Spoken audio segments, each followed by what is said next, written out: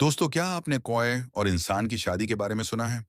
आज हम आपको लड़की और कौए की शादी की कहानी सुनाने वाले हैं। लड़की की शादी कौए के साथ कर दी गई। आगे बढ़ने से पहले वीडियो को लाइक करना ना भूलें।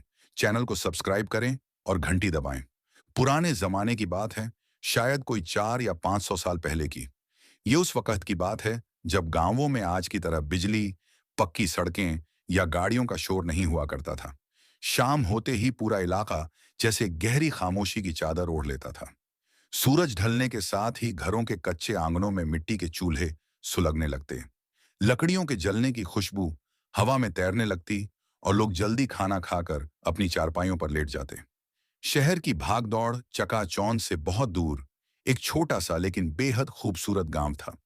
इसी गांव के एक नुक्कड़ पर, खेतों के बिल्कुल करीब, एक बूढ़ा किसान अपनी 3 जवान बेटियों के साथ रहता था।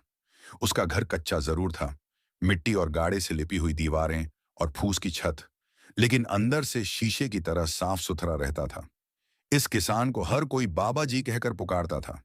बाबा जी गांव के बहुत ही शरीफ, मेहनती और सीधे साधे इंसान थे। उनकी 3 बेटियां थीं, फरीहा, करीहा और सबसे छोटी महक। तीनों बच्चियां अब बड़ी हो चुकी थीं। उम्र कोई 21 से 24 के आसपास रही होगी। फरीहा सबसे बड़ी बेटी थी। फरीहा का कद लंबा था, रंग गोरा और नैन नक्श बहुत तीखे थे। वो दिखने में बहुत खूबसूरत थी, लेकिन इस खूबसूरती ने उसकी आंखों में थोड़ा सा घमंड भी भर दिया था। उसे सजना संवरना बहुत पसंद था। वो गांव की बाकी लड़कियों के बीच खुद को कुछ खास समझती थी। उसका लहजा यूं तो नरम होता था, लेकिन बातों में अक्सर अपनी अहमियत जताने की आदत थी। करीहा मंझली बेटी थी। करीहा अपनी बड़ी बहन से थोड़ी अलग थी।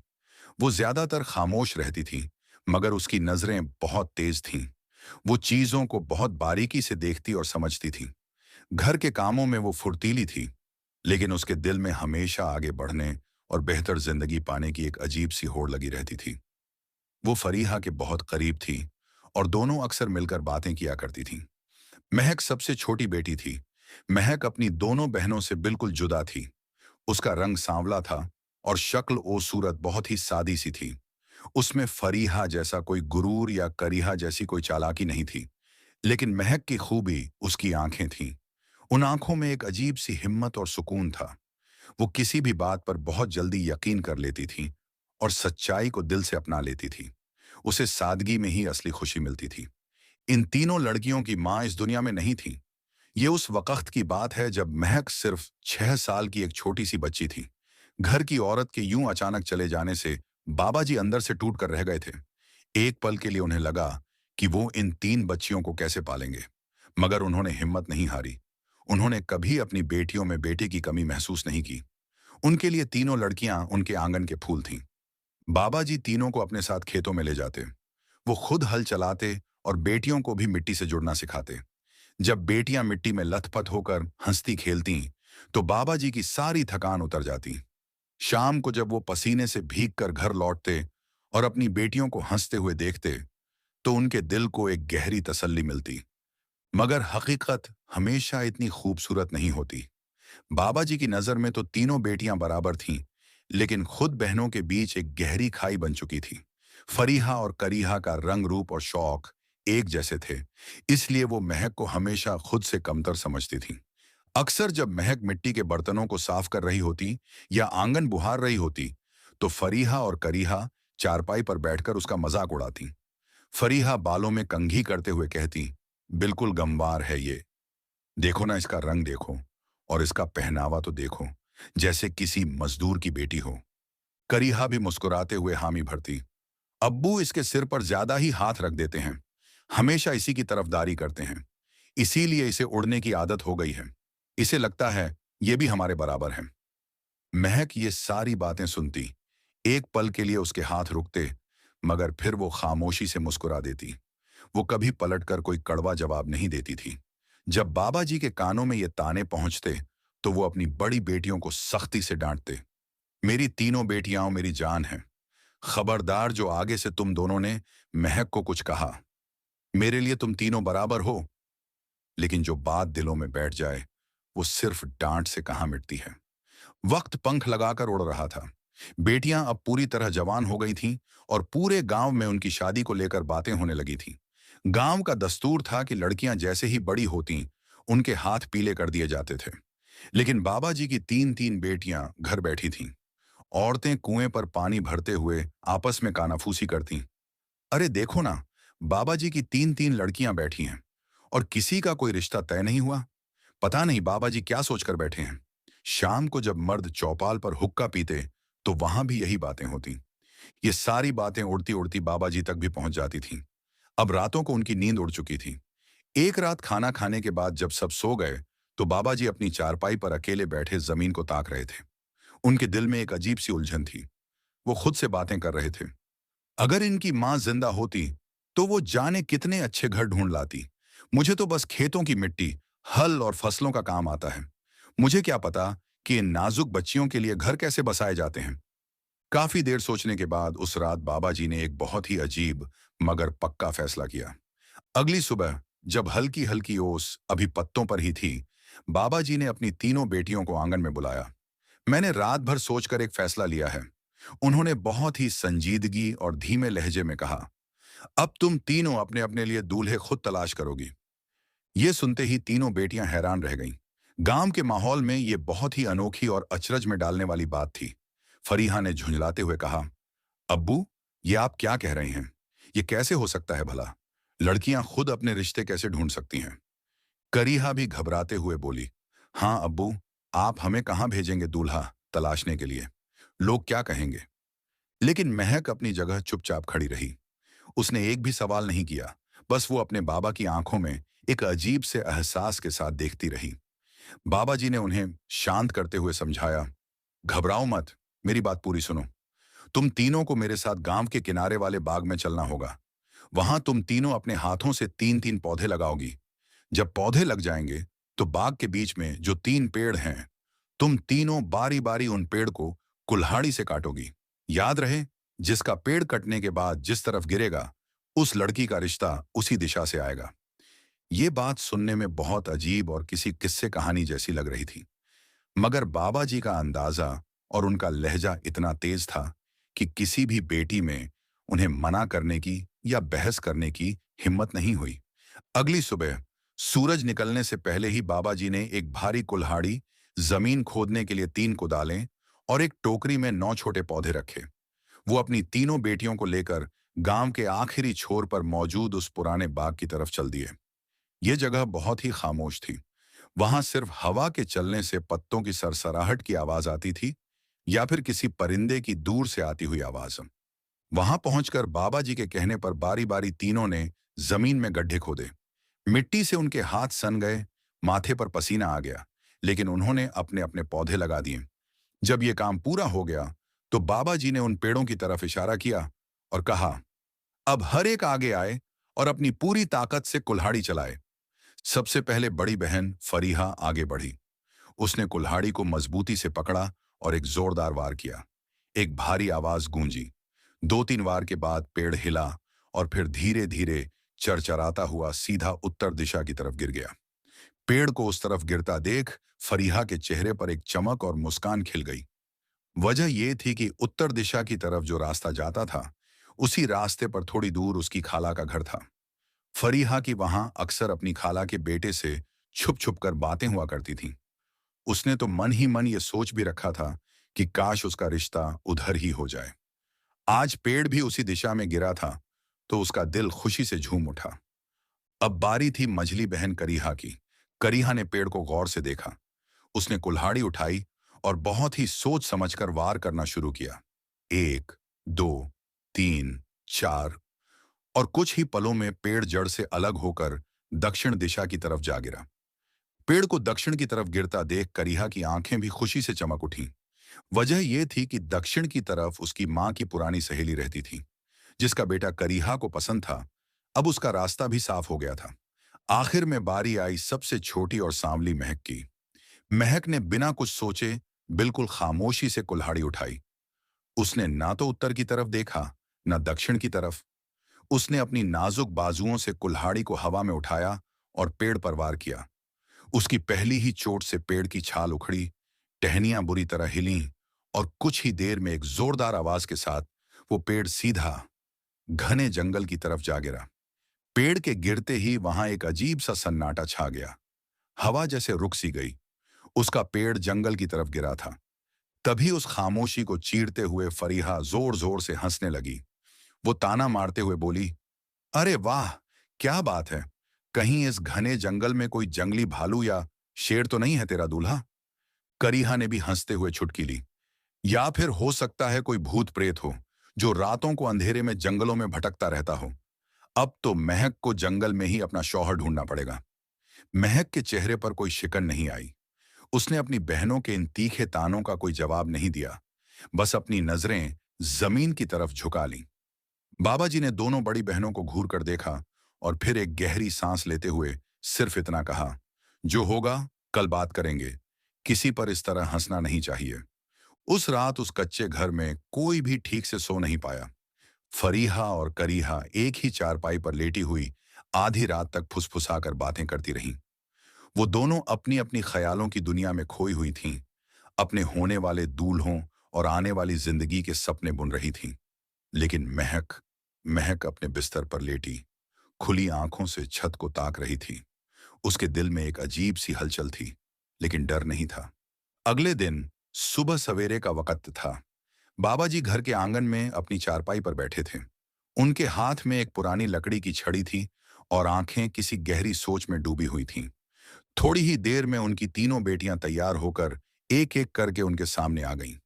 बाबा जी ने छड़ी को जमीन पर टिकाते हुए कहा, मेरी बच्चियों, कल जिस तरफ तुम्हारा पेड़ गिरा था, आज तुम्हें उसी तरफ जाना है। फिर उन्होंने थोड़ा रुककर बेहद संजीदगी से कहा, लेकिन मेरी एक बात हमेशा याद रखना, तुम जिस भी दरवाजे पर पहुंचो, वहां हमेशा अदब से पेश आना और वहां से तुम्हें जो भी जवाब मिले, उसे खुशी खुशी मान लेना। बाबा जी की बात सुनकर सबसे पहले फरीहा आगे बढ़ी। उसका पेड़ उत्तर की तरफ गिरा था। ये वो रास्ता था जो गांव के बाहर से होता हुआ एक छोटी सी पगडंडी के जरिए थोड़ी ऊंचाई पर बने घरों की तरफ जाता था। फरीहा ने सफेद रंग की एक साफ चादर ओढ़ी, अपना माथा सीधा रखा और उसकी आंखों में एक अजीब सा सुकून और भरोसा था। वो उस रास्ते पर यूं चली जा रही थी जैसे उसे अपनी मंजिल का पहले से ही अंदाजा हो। रास्ते भर वो बचपन की यादों में खोई रही। उसे याद आ रहा था कि जब भी वो अपनी खाला के घर जाती थी, तो उनके बेटे सलामत से उसकी कितनी नोकझोंक होती थी। कभी किसी मिट्टी के खिलौने को लेकर दोनों लड़ पड़ते, तो कभी पतंग उड़ाने के पीछे झगड़ा हो जाता। मगर जैसे जैसे वो दोनों बड़े हुए, वो बचपन की लड़ाइयां एक मीठी सी दोस्ती और फिर एक अनकहे रिश्ते में बदल गईं। चलते चलते जब फरीहा अपनी खाला के घर पहुंची और दरवाजा खटखटाया, तो खाला ने दरवाजा खोला। सामने अपनी बड़ी भांजी को यूं अचानक देखकर वो पहले तो थोड़ी हैरान हुई, लेकिन जब फरीहा ने उन्हें अंदर बैठकर तसल्ली से सारी बात बताई, बाबा जी का फैसला, बाग में पेड़ का कटना और उसका ठीक उत्तर दिशा की तरफ गिरना, तो खाला की आंखें भर आईं। तो तुम्हारे अब्बा जान ने खुद तुम्हें इस तरह भेजा है? खाला ने प्यार से पूछा। फरीहा ने शर्म से सिर झुकाते हुए बस हामी भरी। और वो पेड़ बिल्कुल हमारे घर की तरफ गिरा था। खाला के चेहरे पर अब एक मीठी सी मुस्कान तैरने लगी थी। तो फिर इसमें सोचना क्या है मेरी बच्ची? हम अपनी तरफ से पक्की हाँ कहते हैं। सलामत भी हमेशा तुम्हारे ही ख्यालों में रहता है और मैं भी जानती हूं कि तुम इस घर को बहुत अच्छी तरह संभाल लोगी। फरीहा का दिल खुशी से भर गया। उसने खाला का शुक्रिया अदा किया। खाला ने उसे प्यार से गले लगाया, कुछ मीठा खिलाया और फिर रुखसत किया। जब फरीहा वापस बाबा जी के घर की तरफ लौट रही थी, तो उसकी चाल में एक गजब का इत्मीनान था और चेहरे पर वो रोशनी थी जो मनचाही बात पूरी होने पर आती है। अब बारी थी करीहा की। करीहा का पेड़ दक्षिण की तरफ गिरा था। ये रास्ता गांव की चहल पहल से थोड़ा दूर सुनसान इलाके की तरफ जाता था। इस रास्ते पर एक बहुत पुराना कुआं आता था। करीहा को मालूम था कि इस कुएं के पास वाले घर में एक जमाने में उसकी मां की बचपन की सबसे अच्छी सहेली रहा करती थी। उनका मुस्कुराता हुआ चेहरा उसे आज भी याद था। करीहा ने किसी का इंतजार नहीं किया। वो अकेली ही उस रास्ते पर चल पड़ी। उसके कदमों में ना तो कोई हड़बड़ाहट थी और ना ही कोई सुस्ती, बस एक पक्का यकीन था। जब वो उस पुराने कुएं के पास वाले घर के सामने पहुंची और दरवाजा खटखटाया, तो अंदर से एक थकी हुई मगर जिंदा दिल आवाज आई, दरवाजा खुला तो वही बूढ़ी औरत सामने खड़ी थी। अरे करीहा, तुम हो ना? कितना वक्त गुजर गया तुम्हारी मां को दुनिया से गए हुए। आओ अंदर आओ। कुछ देर दोनों यूं ही खामोश रहीं। पुरानी यादें ताजा होती रहीं। फिर करीहा ने वही बात दोहराई जो बाबा जी ने उसे सिखाई थी। पेड़ का गिरना और यहां तक आना। करीहा की ये बात सुनकर उस बुजुर्ग औरत की आंखें भीग गईं। उन्होंने करीहा को अपने पास बिठाया, उसका हाथ अपने हाथों में थामा और कहा, मेरी बच्ची, तुम्हारी मां अगर आज जिंदा होती तो वो भी शायद यही चाहती। मेरे बेटे, सुल्तान की नजरें हमेशा तुम्हें ही तलाशती हैं। वो तुम्हें देखकर हमेशा ही लाजवाब हो जाता है। मैं कैसे इस रिश्ते को मना कर सकती हूँ? करीहा के दिल से जैसे एक बहुत बड़ा बोझ उतर गया।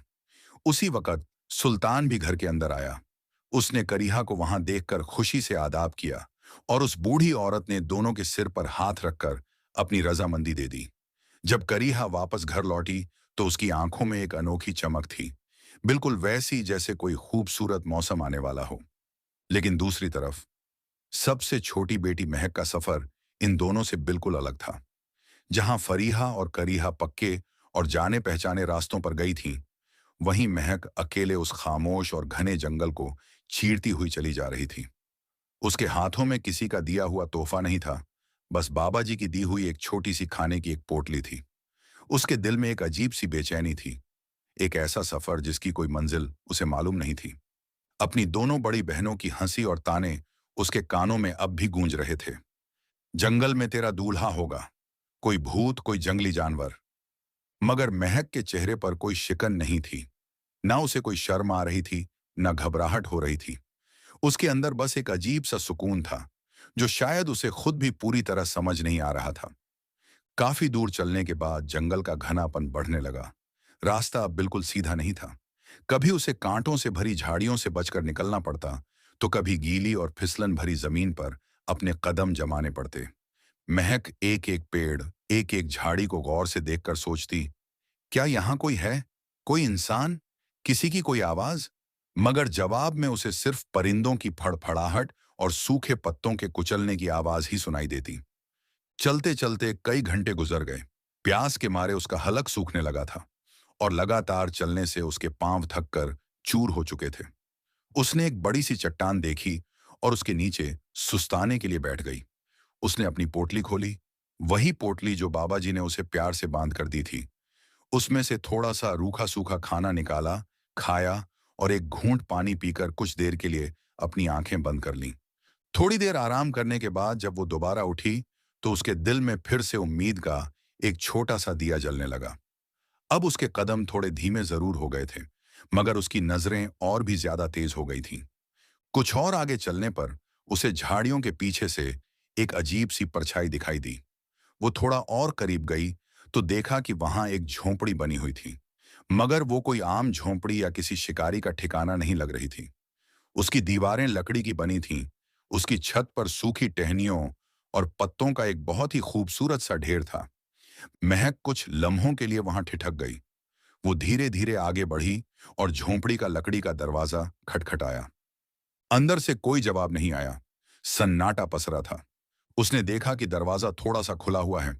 महक ने बहुत ही आहिस्ता से दरवाजे को धक्का दिया। दरवाजा बिना किसी आवाज के खुल गया। अंदर दाखिल होते ही महक पूरी तरह से चौंक गई। झोंपड़ी बाहर से जितनी अजीब और अलग लग रही थी, अंदर से वो उतनी ही साफ सुथरी और सलीके से सजी हुई थी। दीवारों पर लकड़ी के छोटे छोटे शेल्फ बने हुए थे, जिन पर रंग बिरंगे कंचे, सूखे हुए खूबसूरत फूल और कुछ बेहद छोटे छोटे मिट्टी के बर्तन रखे हुए थे। और सामने की तरफ एक छोटी सी खिड़की थी, जिससे जंगल की हल्की सी रोशनी अंदर आ रही थी। और उस खिड़की के किनारे बैठा था एक बहुत बड़ा सा काला कौवा। कौवा बिल्कुल हिला डुला नहीं।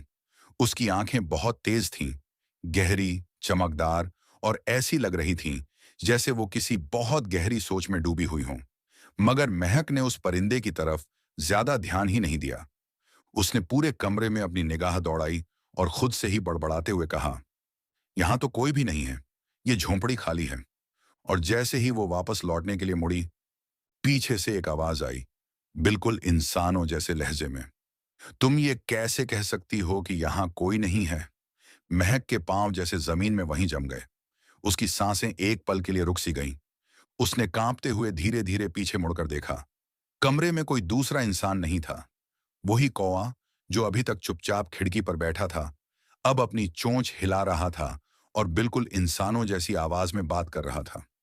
महक की आंखें हैरत से फैल गईं। उसके दिल की धड़कनें तेज हो गईं। ये ये कैसे मुमकिन है? उसके होंठों से बस इतना ही निकला। कौवा अपनी जगह से थोड़ा खिसका और बोला, मैं यहां इस जंगल में अकेला नहीं रहता। बस मेरी बातें सुनने वाला आज तक कोई इंसान यहां नहीं आया था। मगर आज आज तुम आ गई हो। महक के पास कहने के लिए कोई लफ्ज नहीं बचे थे। वो बिल्कुल पत्थर जैसी बनकर चुपचाप उसे देखती रही। उस कौए की आवाज, बात करने का लहजा, लफ्जों का चुनाव, सब कुछ किसी समझदार इंसान जैसा था।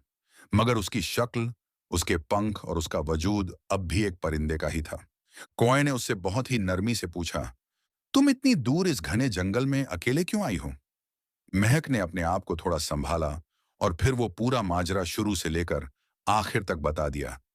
बाबा जी का फैसला, वो बाग, वो कुल्हाड़ी, उस पेड़ का जंगल की तरफ गिरना और बहनों का मजाक उड़ाना, सब कुछ। कौवा बहुत खामोशी और इत्मीनान से उसकी पूरी बात सुनता रहा। बीच बीच में उसकी गर्दन कभी समझदारी से झुकती, कभी सीधी होती। मगर उसकी चमकदार आंखें एक पल के लिए भी महक के चेहरे से नहीं हटीं। जब महक ने अपनी बात पूरी कर ली, तो वहां कुछ देर के लिए एक गहरी खामोशी छा गई। फिर उस सन्नाटे को तोड़ते हुए कौए ने सीधा सवाल किया, तो क्या तुम मुझसे शादी करोगी? ये बात इतनी अजीब थी कि महक के होंठों से घबराहट के मारे एक हल्की सी हंसी छूट गई। मगर उसकी आंखें अभी सहमी हुई थीं। ये तुम क्या कह रहे हो? तुम एक कौवा हो, एक परिंदा, और मैं एक इंसान। हमारा और तुम्हारा कोई मेल ही नहीं है। ये कैसे मुमकिन है? कौए ने इस बात पर कोई बहस नहीं की। उसने सिर्फ खिड़की से उड़ान भरी और नीचे उस साफ चटाई पर आ गया और चटाई पर गोल गोल घूमते हुए एक अजीब सी लय में थिरकने लगा। वो कोई आम परिंदों वाली हरकत नहीं थी। उसकी हरकतों में एक गजब की नरमी और सलीका था। बिल्कुल ऐसा लग रहा था जैसे कोई बहुत मंझा हुआ कलाकार बिना कुछ बोले अपने जज्बात बयान कर रहा हो। और फिर उसी थिरकन के बीच उसने एक नगमा गुनगुनाना शुरू किया। जब नगमा खत्म हुआ और कौवा उसके सामने आकर रुका, तो कुछ देर बाद महक ने गहरी सांस ली और बहुत ही सादे लफ्जों में कहा, अगर तुम्हारे दिल में जो बात है वो गलत इरादे से नहीं है, और अगर तुम्हारी नीयत साफ है, तो मैं हाँ कहती हूँ। ये सुनते ही कौए ने महक का शुक्रिया अदा किया। फिर महक वहां से उठ खड़ी हुई। उसने एक नजर झोंपड़ी पर डाली, एक नजर उस कौए पर, और फिर वो झोंपड़ी से बाहर निकल आई। उसने वापस वहीं पगडंडी पकड़ ली जो जंगल से होती हुई सीधा बाबा जी के घर तक जाती थी। जब महक गांव वापस पहुंची, तो सूरज ढलने को था। उस शाम जब तीनों बहनें अपने अपने सफर से वापस अपने आंगन में लौटीं, तो वहां एक बहुत गहरी खामोशी थी। बाबा जी आंगन के बीचों बीच नीम के पेड़ के नीचे अपनी उसी पुरानी चारपाई पर बैठे थे। उनके हाथ में चाय का एक प्याला था और वो किसी गहरी सोच में डूबे हुए थे। जब उन्होंने अपनी बेटियों के कदमों की आहट सुनी, तो उन्होंने अपना सिर उठाया। तीनों बहनें एक कतार में उनके सामने खड़ी थीं। फरीहा के माथे पर हल्की सी थकन थी, लेकिन उसके चेहरे पर बहुत खुशी थी। करीहा के गले में कोई चमकीली सी चीज नजर आ रही थी, जो शायद उसे तोहफे में मिली थी, और उसकी आंखों में आने वाले कल के ख्वाब तैर रहे थे। और महक महक का लिबास बिल्कुल सादा था। पैरों में धूल लगी थी, मगर उसकी निगाहों में एक ऐसा गहरा राज था जो वहां मौजूद किसी भी इंसान को नहीं पता था। बाबा जी ने चाय का प्याला नीचे रखा और सबसे पहली नजर अपनी बड़ी बेटी फरीहा पर डाली। हाँ बेटी फरीहा, बताओ वहां क्या हुआ? किसे चुना तुमने? फरीहा ने शर्माते हुए अपनी नजरें झुका ली। फिर बहुत ही धीमे और खुशगवार लहजे में बोली, अब्बा जान, मैंने खाला के बेटे सलामत को पसंद किया है। आपने कहा था कि जिधर पेड़ गिरे उधर जाना, और पेड़ भी बिल्कुल उसी तरफ गिरा था। खाला ने भी इस रिश्ते के लिए खुशी खुशी हाँ कर दी है। बाबा जी ने बहुत ही तसल्ली से मुस्कुराकर सिर हिलाया। फिर उन्होंने मंझली बेटी करीहा की तरफ देखा। और तुम बताओ करीहा, तुम्हारा सफर कैसा रहा? करीहा ने थोड़ा आगे बढ़कर अपनी चूड़ियों की हल्की सी खनक के साथ जवाब दिया, अब्बा जान, मैं जुनूब की तरफ गई थी। वहां अम्मी की पुरानी सहेली के घर उनके बेटे सुल्तान से मुलाकात हुई। अम्मा जान ने भी हाँ कर दी है और सुल्तान ने भी इस रिश्ते के लिए हामी भर दी है। बाबा जी ने फिर गहरी सांस ली और फिर पूरे आंगन में एक पल के लिए सन्नाटा छा गया। बाबा जी की नजर अब महक पर पड़ी, जो अब तक बिल्कुल खामोश खड़ी थी। फरीहा और करीहा ने भी पलटकर महक को देखा कि वो अभी तक कुछ क्यों नहीं बोल रही है। फरीहा ने आंखों ही आंखों में करीहा को इशारा किया और फिर महक पर तंज कसते हुए बोली, क्या बात है महक, तूने अभी तक अपने दूल्हे के बारे में कुछ नहीं बताया? मुझे तो लगता है तेरे दूल्हे के दांत बहुत बड़े बड़े होंगे और उसके कान, वो तो शायद झोपड़ी की छत तक पहुंचते होंगे। तभी तो तू डर के मारे कुछ बोल नहीं पा रही है। महक उनकी बातों पर नाराज होने की बजाय मुस्कुरा रही थी। उसने बहुत ही इत्मीनान से कहा, तुम लोग मेरी बात मानो या ना मानो, लेकिन मेरा दूल्हा किसी शहजादे से कम नहीं है। उस रात बाबा जी के घर में एक बहुत ही अजीब सा माहौल था। फरीहा और करीहा अपनी अपनी शादी की बातों में पूरी तरह से मशगूल थीं। वो दोनों बातें कर रही थीं कि शादी पर चूड़ियां कौन से रंग की आएंगी, शादी के जोड़े कैसे होंगे, बारात कितनी बड़ी होगी और क्या क्या खाना पकेगा। मगर महक उन सब से दूर चुपचाप अपने छोटे से कमरे में बैठी रही। अगले दिन जब शाम ढल रही थी, आसमान पर धूप और छांव की लकीरें एक दूसरे से जुदा होने लगी थीं। गांव के उस छोटे से कच्चे घर में एक अजीब सी खामोशी छाई हुई थी। बाबा जी अपनी उसी पुरानी चारपाई पर बैठे हुए थे। उनके माथे पर सोच की सिलवटें थीं, मगर आंखों में एक अलग सा सुकून भी था। उनकी तीनों बेटियां घर के अंदर थीं। कोई शाम का खाना बनाने की तैयारी कर रही थी, कोई कुएं से लाया हुआ पानी मटकों में भर रही थी और कोई बस खामोश बैठकर अपने आने वाले कल के बारे में सोच रही थी। अचानक बाबा जी ने गला खंखार कर अपनी तीनों बेटियों को बाहर आंगन में बुलाया। उनकी आवाज सुनते ही तीनों लड़कियां अपना अपना काम छोड़कर बाहर आ गईं और एक कतार में बाबा जी के सामने खड़ी हो गईं। बाबा जी तीनों से बोले, मेरी बच्चियों, तुम तीनों ने अपने अपने लिए रिश्ते चुन लिए हैं। मुझे तुम तीनों की पसंद पर कोई शक नहीं है, मगर मैं एक बाप हूं और एक बाप का दिल तब तक पूरी तरह मुतमिन नहीं होता जब तक वो खुद हर चीज को परख ना ले। मैं सोच रहा था, क्यों ना तुम तीनों के होने वाले शौहरों का एक छोटा सा इम्तिहान लिया जाए। ये बात सुनते ही तीनों बेटियां बुरी तरह चौंक गईं। कैसा इम्तिहान अब्बा जान? फरीहा ने माथे पर बल डालते हुए पूछा। बाबा जी ने बहुत ही धीमे मगर वजनी लहजे में उन्हें समझाया, घबराने की कोई बात नहीं है, ये कोई बहुत बड़ा काम नहीं है। तुम तीनों बस अपने अपने होने वाले शौहर के पास जाओ और उनसे मेरे लिए एक एक चाकू लेकर आओ। मगर एक बात का खास ख्याल रहे, चाकू ऐसा हो जो वो खुद अपनी मर्जी और खुशी से तुम्हें दें। कोई जबरदस्ती नहीं करनी, कोई बहाना नहीं बनाना। बस सीधा जाकर उनसे कह देना कि अब्बा जान ने मांगा है। जो वो खुशी से दें, बस वही लेकर वापस आना। बस इतनी सी बात, जैसे आपका हुक्म अब्बा जान, फरीहा ने मुस्कुराते हुए कहा। दोनों बड़ी बहनों ने झटपट अंदर जाकर अपने अपने दुपट्टे संवारे, हाथों की चूड़ियां खनकाईं और इठलाती हुई दरवाजे से बाहर निकल गईं। उन्हें पूरा यकीन था कि उनके होने वाले शौहर उन्हें गांव का सबसे बेहतरीन चाकू लाकर देंगे। फरीहा अपनी खाला के घर की ओर निकल पड़ी। उसके दिल में पूरा यकीन था और चेहरे पर एक जीत का इत्मीनान। करीहा भी उसी जुनून वाले रास्ते पर बढ़ चली। और महक महक ने चुपचाप अपने कमरे से अपनी पुरानी पोटली उठाई, अपने पैरों में घिसी हुई चप्पल पहनी और फिर से उसी रास्ते पर चल दी, जो गांव से दूर उस खामोश और कांटों से भरे जंगल की तरफ जाता था। मगर इस बार महक के दिल में वो पहले वाला डर नहीं था। इस बार उसके कदमों में एक तेजी थी और दिल में एक उम्मीद थी कि शायद वो कौवा, जो इंसानों की तरह इतनी समझदारी से बोलता है, वो उसके इस इम्तिहान को भी जरूर समझेगा। झाड़ियों से बचते हुए, नुकीले कांटों को चीरते हुए जब महक उस अजीब सी झोंपड़ी के सामने पहुंची, तो सूरज की आखिरी किरणें आसमान से उतर रही थीं। झोंपड़ी बिल्कुल वैसी ही शांत थी, मगर खिड़की पर बैठा वो काला कौवा जैसे आज उसका ही इंतजार कर रहा था। वो पहले से भी ज्यादा सजग, जिंदा और महक को देखकर खुशी से भरा हुआ लग रहा था। जैसे ही महक के कदमों की आहट झोंपड़ी के पास आई, कौए ने अपनी गर्दन घुमाई और बहुत ही मीठी आवाज में बोला, महक, मुझे पता था कि तुम लौट कर वापस आओगी। महक कुछ नहीं बोली। वो बस खामोशी से खिड़की के पास जाकर खड़ी हो गई। उसकी सांसें तेज चल रही थीं और चेहरे पर परेशानी साफ नजर आ रही थी। कौवा उसकी आंखों में बहुत गौर से देख रहा था। तुम बहुत परेशान लग रही हो। बताओ, क्या बात है? गांव में सब ठीक तो है? महक ने बिना कुछ छुपाए पूरी बात बारी बारी बयान कर दी। अब्बा जान का वो अचानक से लिया गया इम्तिहान, चाकू की मांग, बड़ी बहनों के तीखे ताने और अपनी दिल की उलझन, सब कुछ। कौवा उसकी बातें सुनकर कुछ देर के लिए बिल्कुल खामोश हो गया। वो अपनी जगह पर बैठा रहा। महक का दिल डूबने लगा। फिर कौए ने बहुत ही आहिस्ता से कहा, अगर मैं तुमसे कहूं कि मैं तुम्हें अब्बा जान के लिए एक चाकू दे सकता हूं, तो क्या तुम मेरी बात मानोगी? महक एकदम से चौंक गई। तुम? लेकिन ये कैसे मुमकिन है? तुम तो एक परिंदे हो। क्या तुम्हारे पास सच में कोई ऐसा चाकू है जो मैं अब्बा जान को दे सकूं? कौवा कुछ नहीं बोला, बस मुस्कुराने लगा।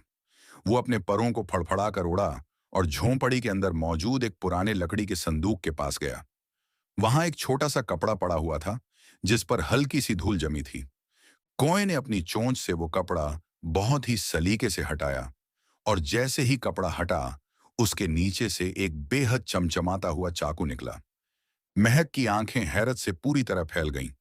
वो कोई मामूली लोहे या स्टील का आम औजार नहीं था, जिसे गांव के लोग इस्तेमाल करते हों। उस चाकू का हत्था खालिस चांदी से जड़ा हुआ था। उस चांदी पर बहुत ही बारीक और खूबसूरत नक्काशी की गई थी। ये चाकू, ये तो ऐसा लग रहा है जैसे किसी बहुत बड़े बादशाह का हो। महक के होंठों से बेसाख्ता निकला।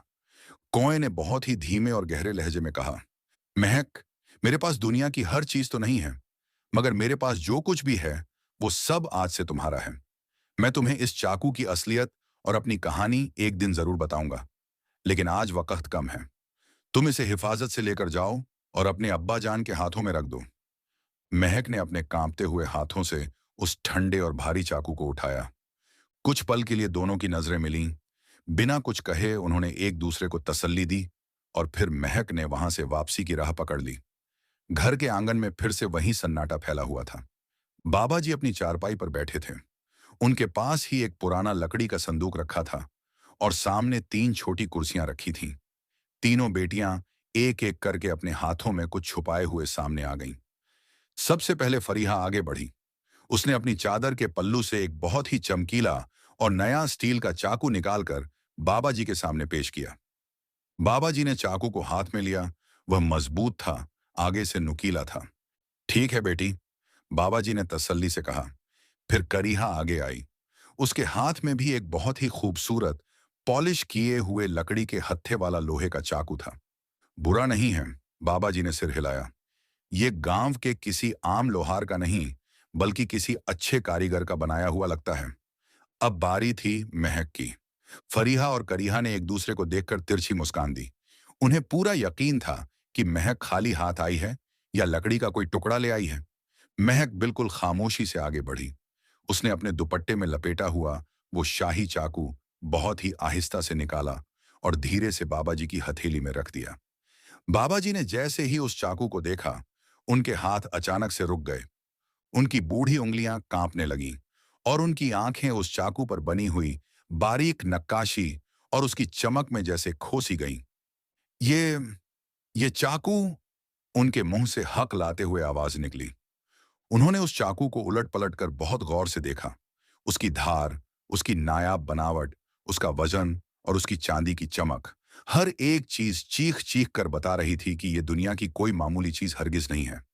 ये चाकू तो किसी बहुत बड़ी सल्तनत के खजाने की चीज लग रहा है। ऐसा बेशकीमती चाकू तो मैंने अपनी पूरी जिंदगी में कभी नहीं देखा। किसी गांव वाले के पास ये होना तो दूर की बात है। ये सुनते ही फरीहा और करीहा के चेहरों की मुस्कान एक पल में सूख गई। वो दोनों घबरा कर आगे बढ़ीं और उस चाकू को देखने लगीं, और जब उन्होंने सच में उस शाही चाकू को देखा, तो उनके चेहरों पर वो ही हैरानी और सदमा था जो उन्होंने महक को देने का सोचा था। ये ये तू कहां से चुरा लाई? करीहा ने झेंपते हुए और धीमी आवाज में पूछा। तुझे ये किसने दिया? फरीहा ने जलन के मारे पूछा। महक ने उनकी किसी बात का बुरा नहीं माना। उसने बहुत ही सुकून भरे लहजे में सिर्फ इतना कहा, जिससे मैंने अपना रिश्ता किया है। बाबा जी ने महक की तरफ एक बहुत ही गहरी नजर से देखा, फिर उस चाकू की शाही चमक को देखा, और फिर तीनों बेटियों के चेहरों को बारी बाबा बारी जान, देखते हुए प्लीज बोले, एक्सेप्ट दिस। आज मैंने तुम तीनों के ये चुने क्या है? हुए दूल्हों के मैं हाथ की ये कैसे ले पहचान देख सकता ली हूँ? है। You knew this अब day बस would come, उनकी बाबा। सूरत और सीरत देखना आई बाकी डिड। है। अगले दिन सुबह का वक्त था। बाबा जी तीनों बेटियों के सामने बैठे थे। उनके सामने लकड़ी की एक छोटी सी मेज थी, जिस पर वो तीनों चाकू रखे हुए थे। तीनों की बनावट अलग थी, तीनों की कीमत अलग थी, मगर उनका मतलब एक ही था। वो शख्स जिसने इन्हें भेजा है, वो वाकई क्या हैसियत और कैसी नीयत रखता है। बाबा जी ने एक बार फिर उस शाही चाकू की चमक को देखा, फिर अपनी बेटियों को देखा और बहुत ही साफ लफ्जों में बोले, मेरी बच्चियों, मैं तुम तीनों की पसंद और तुम्हारे लाए हुए इन तोहफों से खुश हूं, मगर मेरा दिल अभी पूरी तरह से मुतमिन नहीं हुआ है। मेरे दिल में अभी भी कुछ सवाल बाकी हैं। तो अब हमें क्या करना होगा अब्बा जान? फरीहा ने थोड़ी झुंझलाहट के साथ पूछा, क्योंकि उसे महक का वो चाकू बिल्कुल हजम नहीं हो रहा था। बाबा जी ने धीरे से कहा, हाँ बेटा, अब बस एक आखिरी इम्तिहान है। तुम तीनों अपने अपने होने वाले शौहर के पास दोबारा जाओगी और इस बार उनसे मेरे लिए एक अंगूठी लेकर आओगी।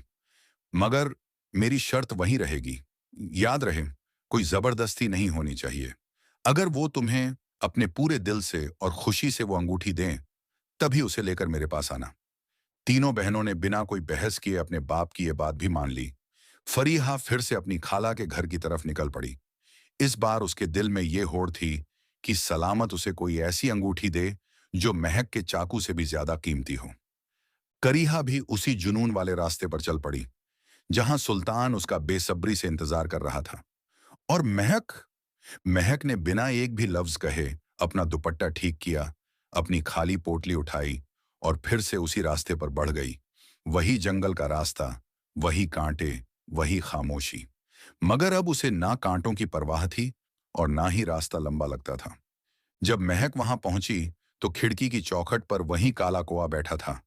उसकी गर्दन हल्की सी झुकी हुई थी, जैसे वो किसी बहुत गहरी सोच में डूबा हुआ हो। जैसे ही उसने महक की जानी पहचानी आहट सुनी, वो तुरंत सीधा बैठ गया। महक, तुम आज फिर आ गई? उसने बड़ी नरमी से पूछा। महक की आंखों में हल्की सी परेशानी थी। मेरे अब्बा जान ने आज एक और इम्तिहान रख दिया है। कौए ने बिना किसी घबराहट के अपनी गर्दन हिलाई। बताओ, इस बार उन्हें मेरी तरफ से क्या चाहिए? महक ने लफ्जों को समेटते हुए बहुत आहिस्ता से कहा, इस बार उन्होंने एक अंगूठी मांगी है, मगर उन्होंने फिर से यही कहा है कि कोई जबरदस्ती नहीं होनी चाहिए। अगर तुम खुशी से दे सको तो ही मैं ले जाऊंगी। कौए ने कुछ देर के लिए महक को बिना पलक झपकाए देखा। उसकी आंखों में आज कोई शिकवा या सवाल नहीं था, बल्कि एक अजीब सी, बहुत ही गहरी चमक थी। एक अंगूठी, उसने दोहराया। कौवा बहुत फुर्ती से खिड़की की मुंडेर पर चढ़ा और फिर कमरे के उस कोने में गया जहां कल वो संदूक रखा था, और चोंच में एक अंगूठी दबाकर ले आया। वो अंगूठी न तो पूरी तरह सोने की थी, न चांदी की, बल्कि एक ऐसे धातु की थी जो महक ने पहले कभी नहीं देखा था। मगर उसकी सबसे खास बात उसकी बनावट थी। उस अंगूठी के ऊपर एक बहुत पुराना और गहरा निशान उभरा हुआ था, बिल्कुल ऐसा जैसे किसी बहुत बड़े शाही खानदान की कोई मुहर या निशानी हो। ये अंगूठी मेरी अपनी तो नहीं, मगर मैं जिससे जुड़ा हूं, ये उसकी सबसे खास निशानी है, कौए ने बहुत ही धीमे और उदास लहजे में कहा। महक ये सुनकर चौंक गई, मगर उसने उससे कोई सवाल नहीं किया कि वो इंसान कौन है जिससे वो जुड़ा है। उसने सिर्फ मुस्कुराकर पूरी इज्जत के साथ उस अंगूठी को रुमाल समेत उठा लिया। तुम्हारा बहुत बहुत शुक्रिया, महक ने कहा। कौए ने उसे देखते हुए सिर्फ एक बात और कही, ये इम्तिहान अब सिर्फ मेरा नहीं, तुम्हारा भी है महक। चलो, अब तुम जाओ। शाम होने तक तीनों बहनें एक एक करके वापस अपने घर लौट आईं। जब फैसला सुनाने का वक्त आया, तो फरीहा ने बड़ी शान से एक मोटे सुनहरे हत्थे वाली सोने की अंगूठी बाबा जी के सामने रखी। उसे देखकर बाबा जी बोले, ठीक है बेटी, अंगूठी अच्छी है, मगर ये थोड़ी भारी और दिखावे वाली लग रही है। करीहा ने भी अपनी अंगूठी पेश की। वो चांदी की थी, बहुत ही सीधी सादी और बिना किसी सजावट के। ठीक है, बाबा जी बोले, ये काम की तो लग रही है, मगर इसके पीछे कोई कहानी या गहराई नहीं है। फिर महक की बारी आई। महक चुपचाप आगे बढ़ी। उसने बहुत ही सलीके से वो सफेद रुमाल खोला और वो नक्काशी वाली शाही अंगूठी बाबा जी की हथेली में रख दी। बाबा जी ने जैसे ही उस अंगूठी को देखा, उनकी सांसें कुछ पलों के लिए जैसे उनके गले में ही अटक गईं। वो उस अंगूठी को अपनी आंखों के बिल्कुल नजदीक ले आए और उसकी नक्काशी को पढ़ने लगे। उनकी उंगलियां उस उभरे हुए निशान को छू रही थीं और उनके हाथ कांप रहे थे। ये ये निशान तो वो बिल्कुल चुप हो गए। उनके चेहरे का रंग बदल गया। ये निशान, ये मुहर, ये तो मैंने अपनी जवानी में गांव के एक बहुत पुराने दस्तावेज में देखा था। ये तो किसी बहुत दूर के और बहुत बड़े शाही घराने की मुहर है। ये अंगूठी किसी बादशाह के चिराग की है। ये सुनते ही फरीहा और करीहा बिल्कुल पत्थर जैसी बन गईं। अब उनके पास महक का मजाक उड़ाने के लिए कोई भी लफ्ज नहीं बचा था। बाबा जी ने एक बहुत ही गहरी सांस ली, अपनी बेटियों को प्यार से देखा और कहा, मेरी बच्चियों, अब जब तुम्हारे लाए हुए चाकू और अंगूठी दोनों ने मेरे दिल का सारा शक मिटा दिया है, तो मैं चाहता हूं कि अब तुम तीनों अपने अपने होने वाले दूल्हों को इस घर में लेकर आओ। मैं खुद अपनी आंखों से देखना चाहता हूं कि जिनके साथ तुम अपनी पूरी जिंदगी बांटने जा रही हो, वो वाकई इस रिश्ते के लायक हैं या नहीं। तीनों बहनों ने खुशी खुशी हामी भर दी। अगले ही रोज सुबह सुबह तीनों बहनें अपने अपने रास्ते निकल पड़ी। जब महक जंगल पार करके उस झोपड़ी के पास पहुंची, तो आज झोपड़ी की खिड़की खुली हुई थी और वो काला कौवा अंदर किसी काम में मशगूल था। जैसे ही उसकी नजर महक पर पड़ी, उसकी चोंच से हल्की सी सीटी निकली, जैसे वो अपनी खुशी जाहिर कर रहा हो। आ गई तुम? उसने प्यार से पूछा। हाँ, महक ने मुस्कुराकर जवाब दिया और बहुत ही आराम से कहा, अब्बा जान ने कहा है कि आज हम अपने अपने दूल्हों को घर लेकर जाएं। वो तुमसे मिलना चाहते हैं। ये सुनते ही कौवा कुछ लम्हों के लिए बिल्कुल खामोश हो गया। वो खिड़की से नीचे उतरा और थोड़ा सोच में पड़ गया। फिर उसने बहुत धीमे से पूछा, महक, मुझे इस हालत में देखकर तुम्हारे अब्बा क्या सोचेंगे? पब्लिक क्या कहेगी? महक ने बिना झिझके उसकी चमकदार आंखों में झांका और फिर बहुत ही इत्मीनान से बोली, मेरे अब्बा जान बहुत अच्छे और समझदार इंसान हैं और मुझे दुनिया की कोई परवाह नहीं है। कौए ने एक गहरी सांस ली, फिर बोला, तो चलो महक, अपना सफर शुरू करते हैं। आज कौवा थोड़ा तैयार था। गले में मोतियों का छोटा हार पड़ा था। दोनों जंगल से बाहर निकलने लगे। पेड़ों की सरसराहट अब धीरे धीरे पीछे छूट रही थी और एक नया मंजर सामने खुल रहा था। रास्ते में उन्होंने कभी पगडंडी पार की, कभी पत्थरों वाला रास्ता तय किया और फिर चलते चलते एक बहुत बड़ी नदी उनके सामने आ गई। इस नदी को पार करने के लिए एक पुराना लकड़ी का पुल बना हुआ था। महक और वो कौवा दोनों धीरे धीरे उस पुराने लकड़ी के पुल पर आगे बढ़ रहे थे। महक के दिल में आज एक हलचल सी हो रही थी और कौए की चाल में कुछ अलग सा ठहराव आ गया था। ऐसा लग रहा था जैसे वो दोनों किसी अनदेखे और अनजाने अंजाम की तरफ बढ़ रहे हों। लेकिन तभी पुल के दूसरे किनारे से एक लंबा चौड़ा आदमी आता दिखाई दिया। वो आदमी सिर से पैर तक एक काले लिबास में लिपटा हुआ था। उसकी चाल बहुत धीमी मगर भारी थी। उसका चेहरा अब भी साफ नजर नहीं आ रहा था, मगर उसकी मौजूदगी इतनी भारी लग रही थी जैसे कोई बुरा साया अंधेरे से निकलकर रोशनी की तरफ बढ़ रहा हो। वो आदमी जब चलते चलते महक और कौए के बिल्कुल करीब पहुंचा, तो अचानक रुक गया। फिर वो जोर जोर से और बहुत ही भयानक तरीके से हंसने लगा। उसकी हंसी ऐसी थी जो सीधा दिल में चुभ रही थी। अरे वाह, ये तो एक कौआ है, उसने तंज कसते हुए कहा। और देखो तो सही, कैसा दूल्हा बना फिर रहा है। क्या मजाक है ये? महक अभी कुछ समझ भी नहीं पाई थी कि उस अजनबी आदमी ने अचानक अपना भारी पैर उठाया और एक जोरदार ठोकर कौए को मारी। धप! कौवा इस अचानक हुए हमले से बुरी तरह लड़खड़ाया और इससे पहले कि महक उसे पकड़ पाती, अगले ही पल वो पुल की लकड़ी की रेलिंग से टकराकर सीधे नीचे उस गहरी और तेज बहती नदी में जा गिरा। नहीं!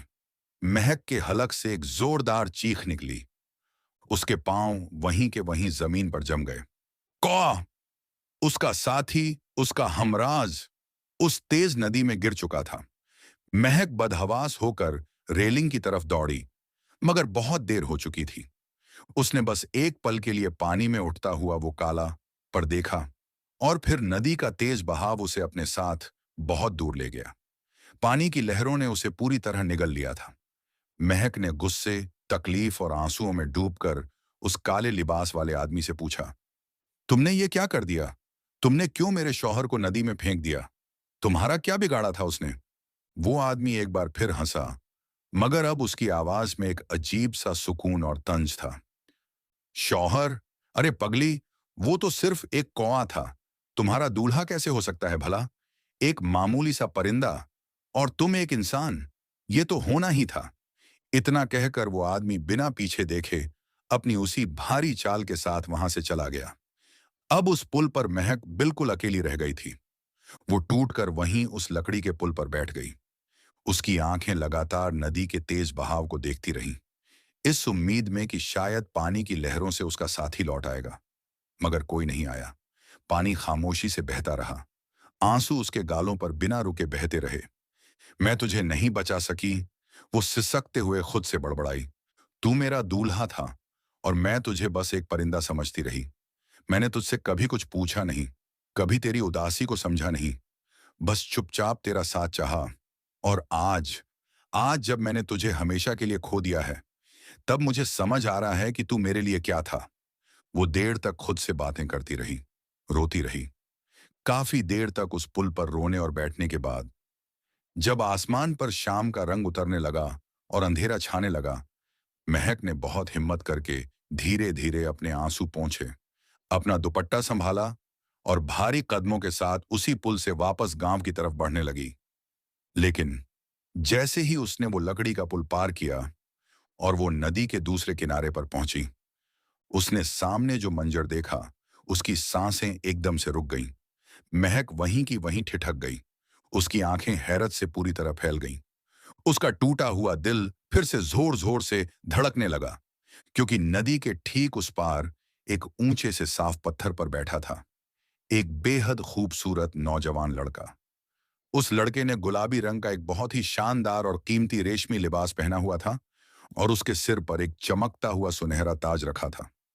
वो लड़का दिखने में इतना खूबसूरत था कि नजरें ना हटें, मगर उसकी आंखों में वही अजीब सी नरमी और गहराई थी जो महक ने पहले कहीं देखी थी। महक को लगा जैसे वो कोई ख्वाब देख रही है। उसने अपनी आंखें मसल लीं, फिर दोबारा गौर से देखा। मंजर वही था। क्या ये सच है? ये कौन है? ये शहजादा अचानक यहां इस जंगल के किनारे कहां से आ गया? महक के होंठों से खुद ब खुद बहुत आहिस्ता से निकला, जरूर ये किसी बहुत दूर के मुल्क का शहजादा है जो रास्ता भटक गया है। वो धीरे धीरे अपने कदम बढ़ाती हुई उस नौजवान शहजादे की तरफ बढ़ने लगी। उस लड़के की आंखें सीधा महक की आंखों से टकराईं। उन आंखों में एक जानी पहचानी सी कशिश थी। महक उसके बिल्कुल पास पहुंची। उसके लहजे में ढेर सारे सवाल भी थे और एक अजीब सी घबराहट भी। तुम कौन हो? क्या तुम किसी दूर मुल्क के शहजादे हो? तुम यहां इस वीराने में क्या कर रहे हो? उस लड़के ने बहुत ही हल्की और सुकून भरी मुस्कान के साथ जवाब दिया, मगर उसकी आवाज में वही गहराई और ठहराव था। पहले तुम मेरे साथ चलो, तुम्हारे घर की तरफ। रास्ते में मैं तुम्हें सब कुछ तफसील से बताऊंगा। महक कुछ पल के लिए ठिठकी। उसे समझ नहीं आ रहा था कि वो इस अजनबी के साथ चले या नहीं, मगर फिर उस आवाज के जादू ने उसे मजबूर कर दिया और वो उसके साथ साथ कदम मिलाने लगी। महक अब भी ख्यालों में उलझी हुई थी। उसे रहा नहीं गया। अब तो बता दो, तुम आखिर हो कौन? और तुम्हारा मुझसे क्या रिश्ता है जो तुम मेरे घर चलना चाहते हो? उस लड़के ने चलते चलते रुककर महक की तरफ देखा। मेरा नाम है शहजादा शाहबाज खान। और महक, मैं कोई अजनबी नहीं हूं। मैं वही हूं, वही काला कौआ जिसे तुमने बिना किसी परवाह के अपनाने की हिम्मत की थी। महक की चाल एकदम से रुक गई। वो पत्थर की तरह खड़ी हो गई। क्या तुम तुम वही कौआ हो? हैरत के मारे उसके होंठ बुरी तरह कांपने लगे। शहजादे ने बहुत ही नरमी से जवाब दिया, हाँ महक, मैं ही वो कौवा हूं जिससे तुमने बिना शक किए, बिना कोई शर्त रखे मोहब्बत की। मैं हमेशा से एक इंसान ही था, मगर एक बहुत ही खतरनाक जादू की गिरफ्त में फंसा हुआ था। क्या वाकई तुम एक शहजादे हो? लेकिन यह सब हुआ कैसे? शहजादा शाहबाज खान ने रुककर जमीन से एक छोटा सा पत्थर उठाया और उसे मुस्कुराते हुए नदी के पानी में फेंका। ये जादू सिर्फ और सिर्फ तब तक के लिए था जब तक कोई इंसान इस दुनिया में मुझे इसी परिंदे के रूप में अपना ना मान ले, मुझसे मोहब्बत ना कर ले और उस जादू के टूटने की आखिरी शर्त यह थी कि जब वो इंसान मुझे दिल से अपना लेगा तो किसी और के हाथ से मुझे अपनी मर्जी के बिना नदी में गिरना होगा। मैंने तुम में वो सच्चाई और वो मोहब्बत देखी महक। और आज जब वो अजनबी शख्स वहां पुल पर अचानक से आ गया और उसने नफरत से मुझे ठोकर मारकर नदी में गिरा दिया, तो उस जादू का असर हमेशा के लिए टूट गया। महक के होंठों पर अब कुछ भी कहने की ताकत नहीं बची थी। उसकी आंखों में सिर्फ भरोसा था और सामने चल रहा वो इंसान जो अब उसका दूल्हा, उसका हमसफर, उसका हमराज था। अब वो दोनों साथ साथ चल रहे थे। रास्ता वही जंगल की पुरानी पगडंडी का था, मगर इस बार महक को पैरों में चुभने वाले वो कांटे महसूस नहीं हो रहे थे, क्योंकि उसका दिल अब पूरी तरह से खुशी और सुकून से भर चुका था। गांव के उस घर के आंगन में हल्की हल्की धूप खिल चुकी थी और नीम की छांव एक बार फिर जमीन पर सुकून से बिछी हुई थी। बाबा जी अपनी उसी पुरानी चारपाई पर बैठे हुए थे। उनके सामने आज दो दूल्हे खड़े थे, सलामत और सुल्तान, और उनके साथ उनकी दुल्हनें थीं, फरीहा और करीहा, जो अब अपने अपने नए और चमकदार कपड़ों में बहुत ही शर्माई सी खड़ी थीं। मगर वहां मौजूद हर शख्स की नजरें सिर्फ उस एक रास्ते पर टिकी थीं, जहां से महक को आना था। फरीहा और करीहा अंदर ही अंदर खुश थीं कि आज महक को सबके सामने बहुत शर्मिंदा होना पड़ेगा। और फिर दूर से पगडंडी पर दो परछाइयां आती हुई दिखाई दी। फरीहा और करीहा के चेहरे पर जो गुरूर था, वो पहले भारी हैरानी में बदला और फिर एक हल्की सी मगर बहुत गहरी हसरत और जलन में डूब गया। उनके होश उड़ चुके थे। बाबा जी ने दोनों को अपनी तरफ आते देखा। उन्होंने अपना हाथ अपने दिल पर रखा। उनकी आंखें फटी की फटी रह गईं। महक और शहजादा फखर जमान आकर ठीक बाबा जी के सामने रुके। महक ने बहुत धीमे और अदब भरे लहजे में कहा, अब्बा जान, ये हैं मेरे शौहर, मेरा शहजादा, बिल्कुल वैसा ही जैसा मैंने आपसे कहा था। बाबा जी की आंखें खुशी से नम हो गईं। उन्होंने आगे बढ़कर शहजादे के सिर पर हाथ रखा। उनके होंठों पर एक बहुत बड़ी और तसल्ली भरी मुस्कुराहट थी। मेरी बच्ची, तूने एक लम्हे के लिए भी अपनी बात से मुंह नहीं मोड़ा, और आज तेरी वो ही सच्चाई मेरी आंखों के सामने एक शहजादा बनकर खड़ी है। मैं आज बहुत खुश हूं, बहुत फक्र महसूस कर रहा हूं कि मेरी परवरिश और मेरी सीख बिल्कुल गलत नहीं गई। फरीहा और करीहा ये सब देखकर थोड़ी देर के लिए बिल्कुल चुप रहीं। फिर उन्होंने धीरे से एक दूसरे की तरफ देखा और फिर महक और उसके शहजादे की तरफ। उनकी आंखों में एक साफ हसरत थी, मगर अब वो कोई ताना नहीं मार सकती थीं, कोई शिकायत नहीं कर सकती थीं। काश, काश हमारा पेड़ भी उस दिन जंगल की तरफ ही गिरा होता। फरीहा ने बहुत धीरे से अफसोस के साथ कहा। शायद फिर हम भी आज किसी शहजादे से ही मिलती। करीहा ने भी लंबी सांस लेते हुए उसमें बात जोड़ी। मगर अब तो वक्त उनके हाथ से रेत की तरह निकल चुका था। बाबा जी ने अपनी तीनों बेटियों को पास बुलाया और कहा, अब जब तुम तीनों ने अपने अपने शौहर को पहचान लिया है और अपनी मंजिलें चुन ली हैं, तो मेरी अब बस यही ख्वाहिश है कि तुम्हारा ये रिश्ता हमेशा महफूज रहे और तुम सब खुश रहो।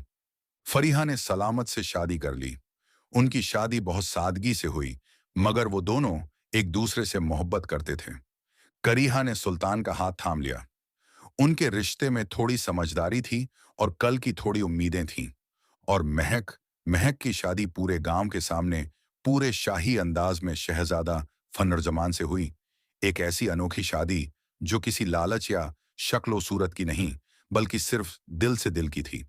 शादी के अगले दिन जब विदाई से पहले तीनों बहनें घर के आंगन में एक साथ बैठीं, तो फरीहा ने महक का हाथ पकड़कर बहुत ही प्यार और थोड़ी सी शर्मिंदगी से कहा, मेरी छोटी बहन, तू बिल्कुल सही थी। तेरी उस खामोशी में एक ऐसी तेज आवाज थी जिसे हमने कभी सुनने की कोशिश ही नहीं की। महक ने मुस्कुराते हुए जवाब दिया, मोहब्बत वो है जो किसी की शक्ल या कपड़ों से नहीं, बल्कि उसके दिल से शुरू होती है। आज की वीडियो में इतना ही। वीडियो को लाइक और चैनल को सब्सक्राइब करें और हाँ, घंटी जरूर दबाएं।